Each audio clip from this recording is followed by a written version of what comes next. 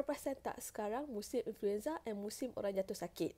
Sebab ada customer Sarah ni, dia cerita anak dia terkena influenza. Anak dia duduk asrama lah.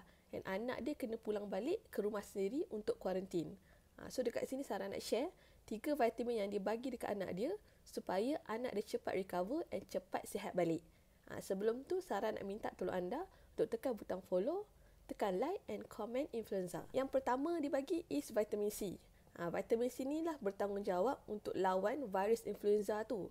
Sebab vitamin C ni adalah makanan untuk antibody kita.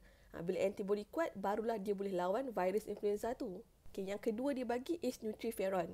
Nutriferon ni dia bantu anak dia untuk rasa sihat cepat balik. Sebab anak dia tengah sakit kepala, badan panas. So sakit tu rasa tak selesa, betul tak? So dia nak bagi anak dia cepat recover, cepat sihat balik. So dia bagi nutriferon. Dan yang ketiga dia bagi is omega 3 ataupun kita panggil fish oil. Sebab bila ada influenza ni kadang-kadang ada keradangan dalam badan. Rasa badan tu macam bengkak-bengkak, lenguh-lenguh kan. So omega 3 dia akan bantu kurangkan rasa sakit dan keradangan tu. So macam mana nak dapatkan 3 vitamin ni yang berkualiti, yang dah bantu customer Sarah ni untuk sembuhkan anak dia balik, okay, dengan cepat dan rasa kurang sakit tu, anda boleh komen influenza atau terus je pergi ke link di bio Sarah dan wasabi Sarah.